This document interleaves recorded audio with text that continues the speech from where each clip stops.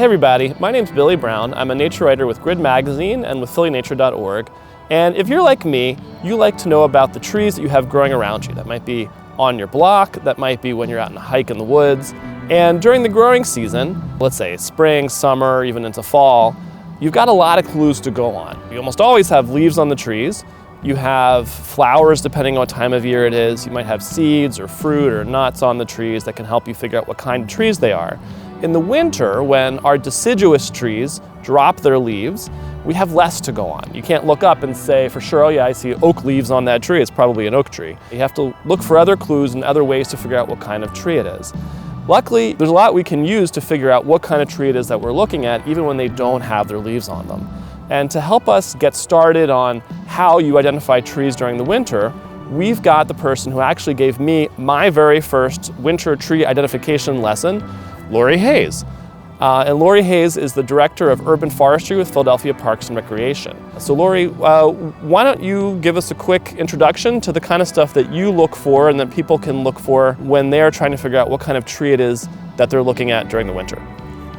Plant identification has always been near and dear to my heart. I try to teach people about tree identification beyond a maple, ash, or oak. So yes, the clues are all around us in every season. You have to look up, look down, look all around. No matter how simple that sounds, that will help you key it out. And also, I rely on reference guides of some sort, and they make them pocket-sized now, so you can carry them along with you to have a proper identification. If you want to know beyond the basic genus and species, you might have to seek a reference. So why don't we take a look at a few different kind of trees and get a sense of what kind of things we can look at. We can do a few of them to give you a sense of what kind of clues you're looking for and get you started to do this on your own. Lori pointed out on the ground that we have these big dead leaves that are from an umbrella magnolia. And so we looked up and saw one right here. And so this is a pretty good tree to start with. Lori, when you're looking at it, what about it says umbrella magnolia to you? Well, the branch arrangement, how it's kind of, I'm moving a little bit.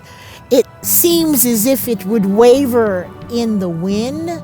It's not a stout standing tree. And also the bud scars, it's almost like a claw or a fingernail.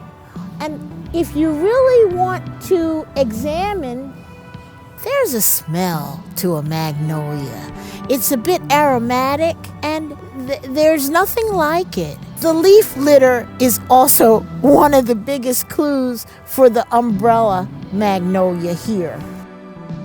You're probably familiar with oak trees in Philadelphia. They've got acorns. It's a really common group of trees. It's a genus, Quercus. And so there's a few different kinds of oak trees that you can learn how to tell apart.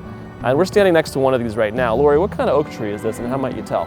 This is a red oak here, and it's very stately. An oak has an alternate branching habit. So if you look at it, the branches are not ranked side by side. There's one just below the other.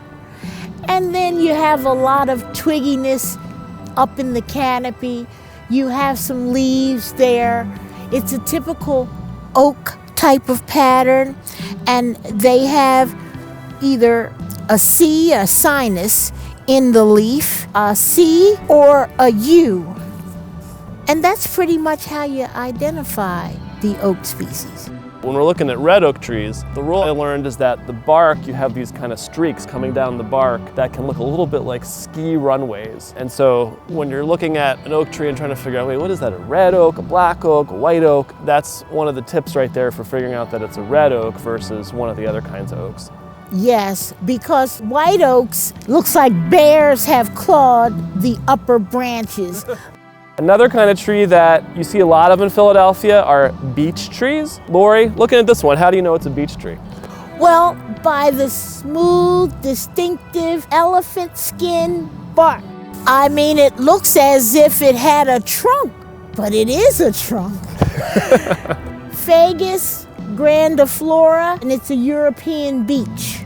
And so I've noticed these carvings in the wood. That's something that maybe we don't think it's a great idea to go carving your initials into trees, but if you see a tree that people are carving their initials into because of the bark, that's a tip right there that you're probably looking at a beech tree.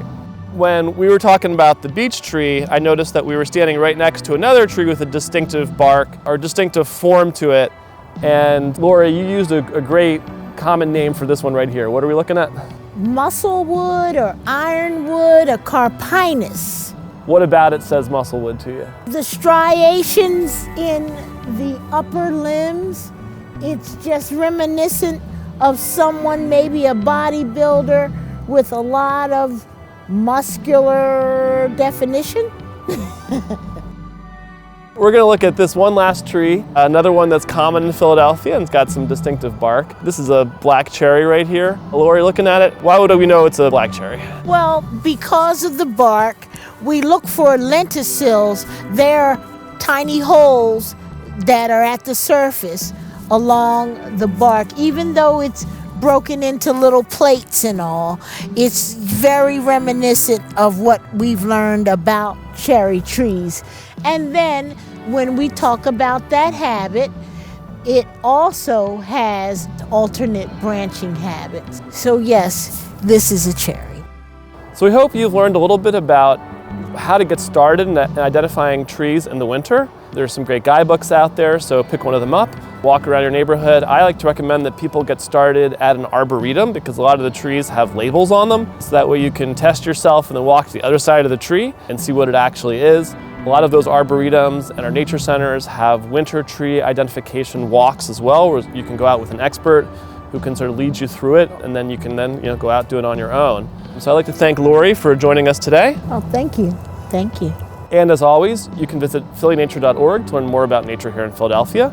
And of course, subscribe to Grid Magazine and support environmental journalism right here in Philadelphia. Thanks. Thank you.